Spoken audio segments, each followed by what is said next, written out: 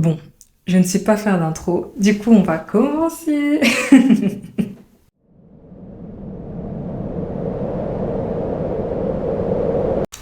Bienvenue dans Sous le palier.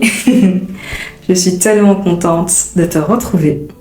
Donc, là c'est l'épisode 2. Si tu n'as pas encore regardé l'épisode 1, je t'invite à aller regarder l'épisode 1. Le lien sera dans la description, donc tu regardes l'épisode 1, puis tu reviens pour l'épisode 2.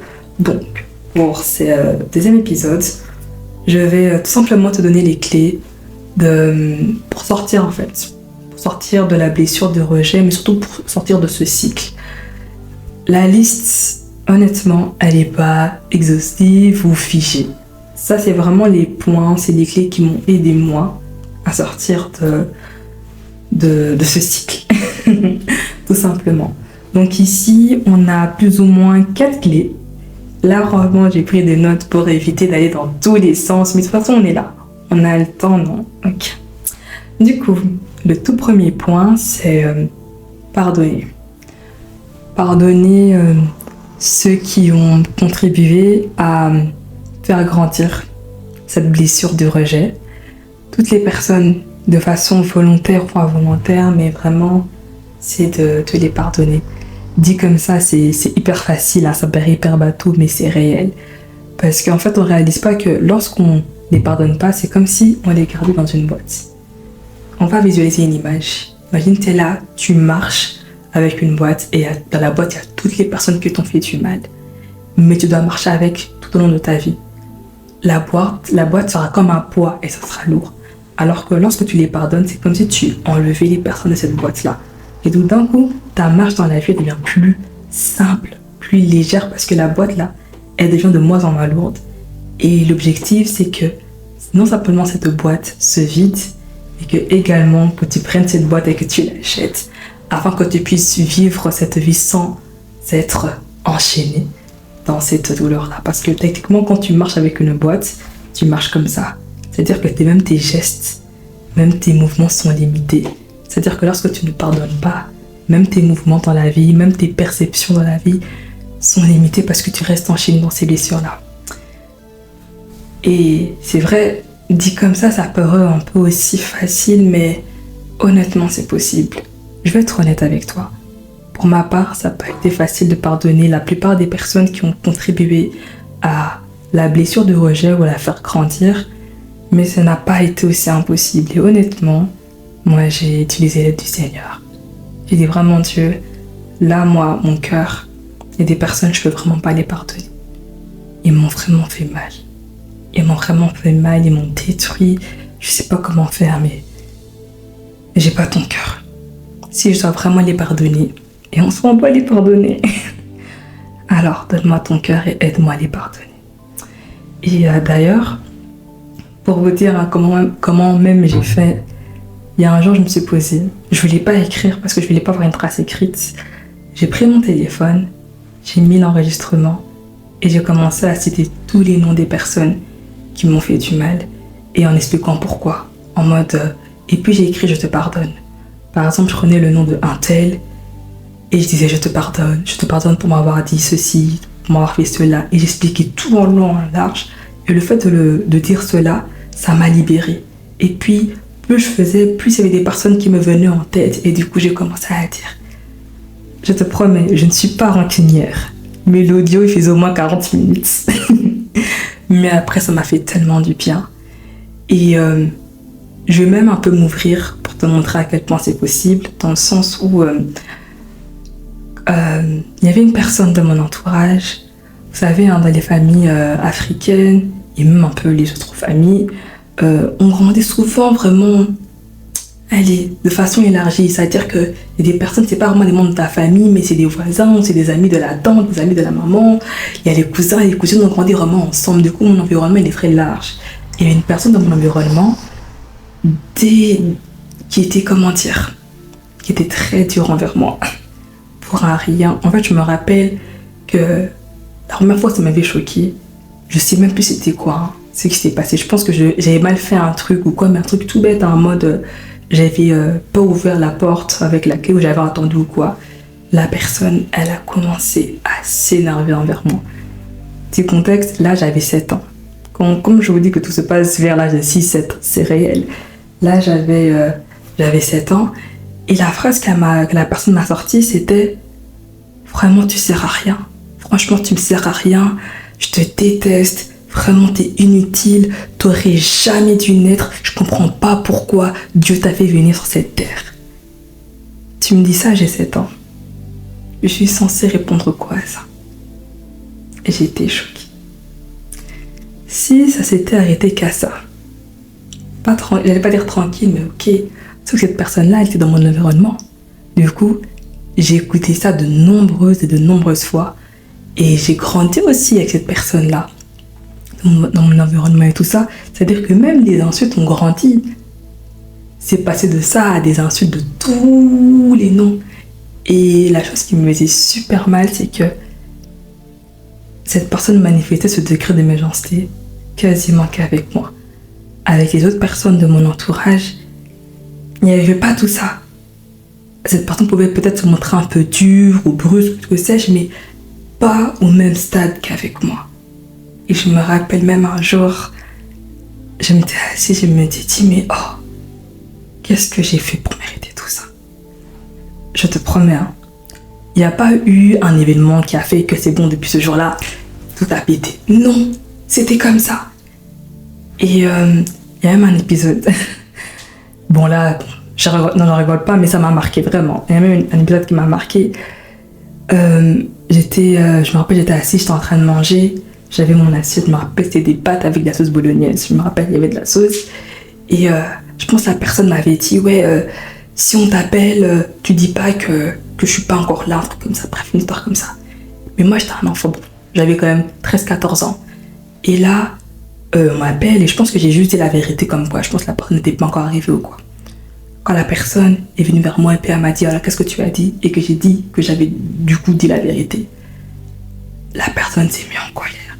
Mais une colère incroyable.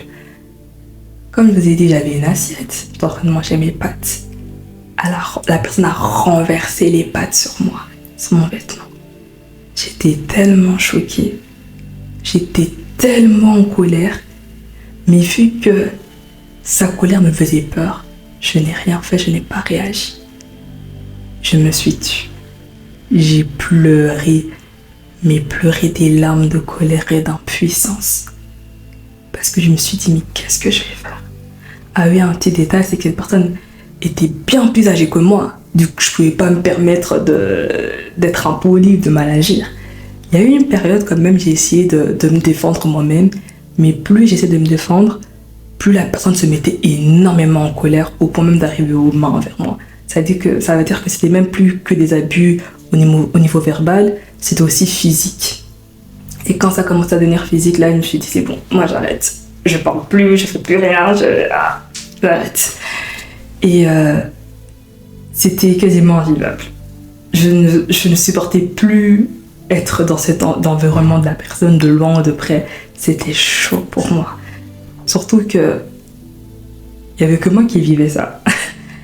Il y avait des personnes qui disaient, mais oh, moi je comprends pourquoi votre relation est comme ça.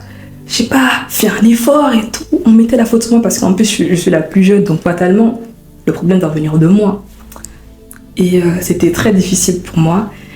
Mais il y a un moment donné, je me suis dit... en fait, j'ai osé prendre le recul. Il faut savoir que c'est pas pour la défendre. Et encore moins défendre les personnes qui t'ont fait du mal. Mais des personnes qui ont toujours connu en fait la douleur. Ou alors qui ont toujours été blessées. Et un blessé blesse. Ça veut dire que si cette personne n'a pas connu autre chose que la méchanceté, elle ne va que t'envoyer cela. Et à un moment, j'ai commencé à voir cette personne avec des yeux de compassion. Je me dis, peut-être, je sais au fond de moi que cette personne n'est pas mauvaise. La personne a seulement vécu des choses tellement traumatisantes que, malheureusement, j'ai été choisie pour un peu être son moyen de mettre toute sa colère et tous les problèmes de la vie, malheureusement. Et à un moment, j'ai décidé de prendre du recul et de pardonner cette personne. Et quand j'ai pardonné, je l'ai pas juste pardonné dans mon coin. J'ai même été vers la personne. Je l'ai pas dit je te pardonne. Non, parce que la personne était pas de me pardonner. J'ai été vers cette personne et je lui ai demandé pardon. Dans le sens où, comme il y avait aussi des périodes où moi-même je faisais aussi exprès de me rebeller contre cette personne ou de ne pas aller dans son sens. Et du coup, ça m'était aussi en colère. Et ben là, j'ai pris le temps et je lui ai demandé pardon. On a eu une petite conversation, on s'est demandé pardon mutuellement et voilà. C'est passé un peu autre chose. Je vais être honnête avec vous.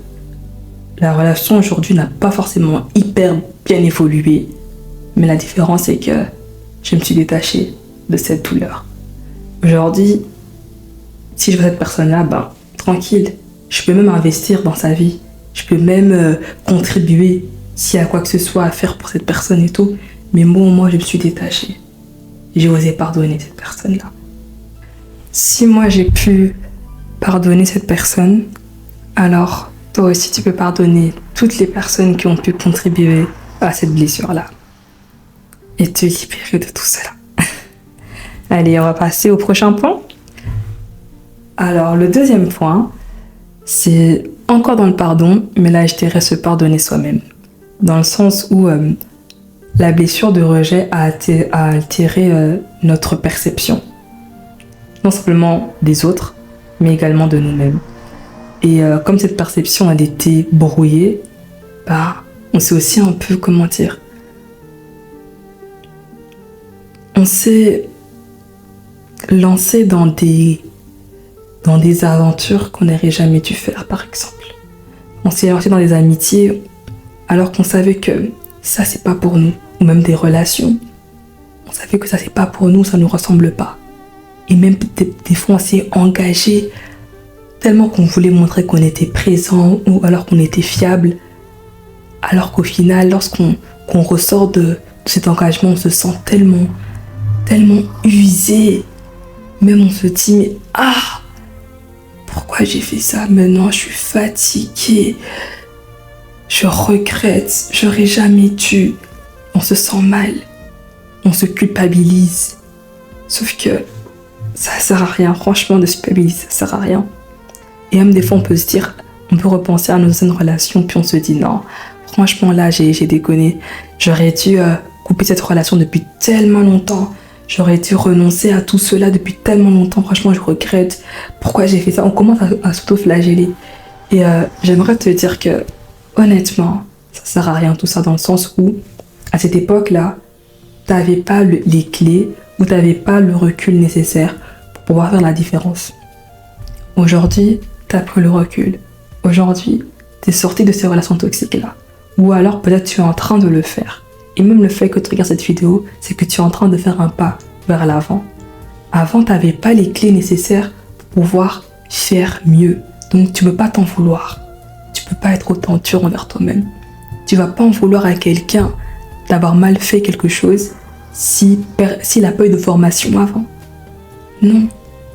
Là, maintenant, tu as la formation. Dans le sens où les échecs, on apprend nos échecs, on apprend nos erreurs. Tu as la formation. Tu as ce genre de vidéo qui te donne des clés pour pouvoir en sortir. Donc là, maintenant, tu peux faire mieux. Donc, ça ne sert à rien de te culpabiliser parce que tu ne pouvais pas savoir. Ça n'a pas été, c'est vrai. Tu as perdu ton temps, de l'argent, de l'énergie. Mais aujourd'hui, tu es en train de ressortir de tout cela. Et du coup, tu peux que te féliciter. D'ailleurs, tu peux aussi être fier de toi parce que jusqu'à présent, tu es encore en vie. Et on a tous rencontré des personnes, on a tous eu des relations qui nous ont même poussé à vouloir mettre fin à nos jours ou à tout abandonner parce que c'était trop. On n'avait pas à vivre certaines choses. Mais le fait que tu sois encore là, c'est une victoire. Donc là, tu peux être fier de toi. Alors pardonne-toi. Allez, on passe au point 3. Alors, le point 3, on va l'appeler « Aime ton prochain comme toi-même ». Dans le sens où tu ne peux pas réellement aimer les autres si tu ne t'aimes pas toi-même, premièrement. Tu es là, tu donnes énormément de ton temps, de ton argent, de ton énergie aux autres, mais toi, tu t'oublies. Et après, tu t'étonnes que tu es jamais rempli dedans de toi. Tu ne peux pas être bien en t'oubliant. Non.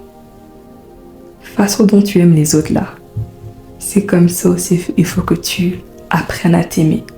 Prends le temps pour toi. Les activités même que tu as envie de faire, même tu attends que des personnes viennent avec toi, mais personne ne réagit, il n'y a pas de souci. Vas-y seul.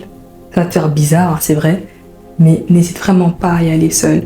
Parce que imaginons, t'es passionné de quelque chose ou t'es intéressé par un événement type, mais tu ne veux pas y aller seul. Parce que tu as peur ou que sais-je. Vas-y seul. Pourquoi? Parce qu'à ces événements-là, tu vas rencontrer des personnes qui vont partager la même passion que toi. Et du coup, tu vas faire de nouvelles rencontres. Et ça va te faire du bien. Raison de plus pour oser investir en toi-même. Accorde-toi, autorise-toi. Comment dire? Autorise-toi à être toi-même. À être toi-même, à faire ce que tu n'as jamais fait. C'est comme réapprendre un peu à te connaître. Il y a même des activités ou des hobbies qu'on a fait parce que on nous a dit ouais, toi je te vois bien là-bas, toi je te vois bien faire ceci, cela. Mais toi, qu'est-ce que tu te vois bien faire? Qu'est-ce qui résonne en toi? Quelle est la chose qui paraît même peut-être absurde, mais que tu as toujours voulu essayer? Quelles sont ces choses-là en fait? C'est dans ce genre de moment-là qu'il faut oser et le faire. C'est comme si tu réapprenais à te connaître. Parce que pendant longtemps, tu as vécu ta vie associée à cette blessure qui a comme brouillé ta vision. Et là, d'un coup, c'est comme si on t'enlevait ce filtre-là. Et c'est comme si tu repartais à zéro. Alors, prends le temps de réapprendre à te connaître, à réévaluer tes besoins, ce que tu aimes, ce que tu n'aimes plus. Moi, j'ai fait vraiment cela de A à Z. Jusqu'à mon style vestimentaire, ma nourriture, même le type de cheveux que je peux faire, tout, parce que je me rappelle que même à un moment, je m'habillais d'une certaine manière parce qu'on me disait, ouais, ça, ce style, ça te va bien. Il y avait des coiffures que je faisais parce que on m'avait associé à un type, mais j'étais en mode, mais oh, moi, Noélie, qu'est-ce que j'ai? À quoi je veux réellement ressembler? À qui? Et je veux ressembler à moi, à moi-même, vraiment. Autorise-toi tout simplement à être toi. Allez, maintenant on va aller au tout dernier point. Et dans ce dernier point, il y a comme un sous-point, mais ça va ensemble. Le dernier point, c'est bien évidemment faire le tri. Faire le tri dans tes relations entre celles qui te drainent, celles qui te nourrissent plus, par rapport à celles qui te propulsent, celles qui te transportent, celles qui te font du bien, et celles aussi même tu arrives à investir. Mais maintenant, comment faire la distinction? On ne peut pas juste être impulsif et dire non, c'est bon, ça je jette, ça je garde et tout. Il te faut comme une base saine et solide. Et à quoi de mieux qu'avoir une sorte de liste de non négociables ou alors une sorte de charte pour pouvoir rentrer entre guillemets dans ta vie. Moi j'en ai une. En fait. Cette liste, elle va te permettre de pouvoir évaluer tes réels besoins. Qu'est-ce que toi, tu attends d'une relation, soit amoureuse ou même amicale? Qu'est-ce que tu attends? Qu'est-ce que tu veux réellement voir et ne pas voir?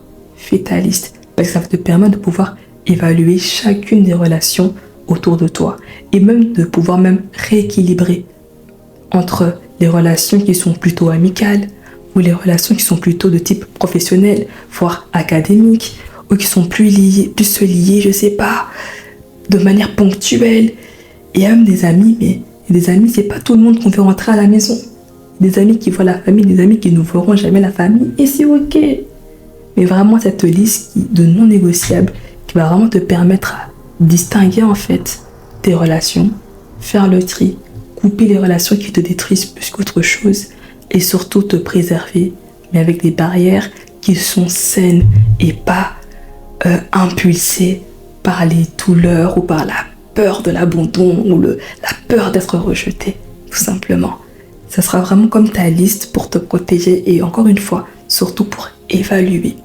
Évaluer parce que je pense que à chaque saison, il y a des personnes qui viennent dans notre vie, qui partent et c'est toujours bien en fait de réévaluer et de shifter. Et par exemple, même moi, j'ai ma liste. Je peux même te donner 2 points de cette liste. Mon premier point, c'est par exemple le respect de ma foi. Tu peux ne pas partager la même foi que moi, il n'y a pas de souci, on peut toujours être amis, ainsi de suite. Mais si tu ne respectes pas, c'est-à-dire que tu manques volontairement de respect envers ma foi, mon Dieu, par exemple, moi je suis chrétienne, je vais à l'église. Tu es là, tu commences à critiquer les églises ouvertement, si cela. C'est simple, il n'y a pas de souci, c'est ok pour toi, mais pour moi, je ne vais pas accepter. On ne peut pas être amis et que tu commences à dévaloriser mes convictions ou ce qui a de la valeur à mes yeux. Ça, pour moi, c'est non négociable. Donc, un autre élément que je peux partager, il y a aussi les insultes. Je sais que dans certaines amitiés, ils s'insultent, mais c'est très affectueux. Par exemple, ça, pour moi, c'est un truc que je n'ai jamais compris. Même quand j'étais plus jeune, ado, j'ai toujours du mal avec les insultes. Bon, vu mon background, vous comprenez pourquoi moi, les insultes, c'est chaud. Donc, j'avais du mal. Donc, là même, je peux pas. Même si tu veux être affectueuse avec moi, affectueux tout ça, dis-moi des mots doux, soyons calmes. Mais vraiment, tout ce qui est insulte et tout ça, c'est non négociable. Et c'est pour toi, c'est en mode, oh, t'abuses et tout, moi je suis comme ça et tout, il n'y a pas de souci. Sois-le dans ton wank. Mais moi, là, pour moi, j'appelle pas ça de l'amitié. Moi, dans mon amitié, dans mon sens à moi, dans ma définition, il y a de l'amour, il y a de la paix, il y a du partage et il y a des paroles valorisantes. Il y a de l'encouragement. Il n'y a pas de la dévalorisation. Donc, voilà. Donc là, il y a toute la vidéo. J'espère sincèrement que tu as passé un chouette moment. Si ça t'a plu, je t'invite à partager, liker et bien évidemment commenter. On se retrouve pour une prochaine vidéo sous le palmier. On se dit à très bientôt. Bisous, bisous.